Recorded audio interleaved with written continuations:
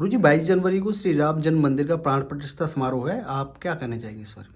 प्राण प्रतिष्ठा ये बहुत पूरे देश के गौरव का विषय है और मैं तो यूँ कहूँ कि पूरे देश का क्या पूरे विश्व का ही गौरव दिवस है, क्योंकि राम जी के ही हम लोग, हमारे पूर्वज राम जी, हमारे जीवन के आधार राम जी, सनातन के एक धर्मनिष्ठ श्री राम जी। तो कहने का तात्पर्य ये देश के लिए नहीं, ये पूरे ही विश्व के लिए बड़ा गौरव का विषय है।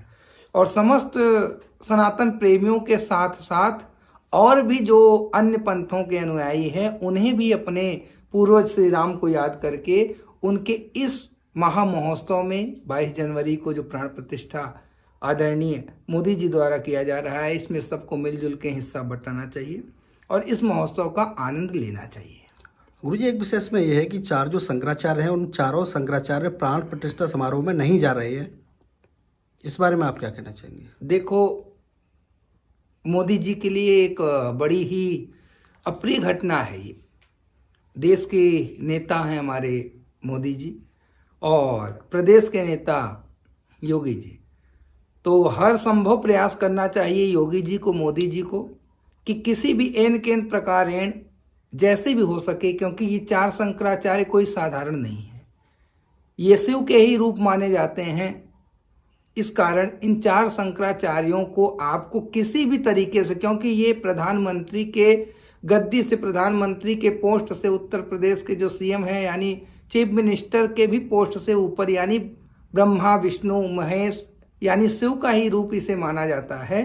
इसलिए इन 4 शंकराचार्य को आप जाकर के आदरपूर्ण, जैसे भी वो प्रसन्न हो उनको प्रसन्न करके इस समारोह में, इस राम जी की प्रतिष्ठा में 10 मिनट का भी समय अगर उनको आपको मिल गया तो मोदी जी का ये जो कारनामा उन्होंने कर दिखाया है 500 वर्षों में, वो फलीभूत हो जाएगा। अन्यथा कहीं किंचित मात्र कमी तो रह जाएगी, क्योंकि वो शिव के रूप जो 4 शंकराचार्य हैं वो नहीं आएंगे, तो ये पूरे भारतवर्ष के लिए ही बड़ी अप्रिय घटना है। इसलिए मोदी जी को और योगी जी को कोई भी कार्य करके उन्हें यथासंभव बुला करके इसमें जो 22 जनवरी को प्राण प्रतिष्ठा समारोह जो कमी लग रही है वो केवल शंकराचार्य की है, इसलिए उन शंकराचार्यों को बुला करके उस कमी को भी दूर कर दिया जाए। शंकराचार्य अभिमुक्तेश्वरानंद सरस्वती जी का मैंने एक वीडियो देखा था, उसमें उन्होंने कहा है कि जो है प्रधानमंत्री जी जो है अधूरा मंदिर का निर्माण हुआ है अभी, उसके बाद प्राण प्रतिष्ठा समारोह कर रहे हैं। देखिए, वो शंकराचार्य हैं, उनके मुख से जो भी निकलेगा वो सत्य ही मानना चाहिए और सत्य मानने योग्य ही है। फिर भी अगर कुछ अकारण हमसे गलतियां हो रही हैं, हमारे समाज से हो रही हैं, तो उस गलतियों को स्वीकार करके अब जो तिथि निर्धारित हो गई है उसको तो बदला नहीं जा सकता, क्योंकि ये पूरे विश्व का विषय है।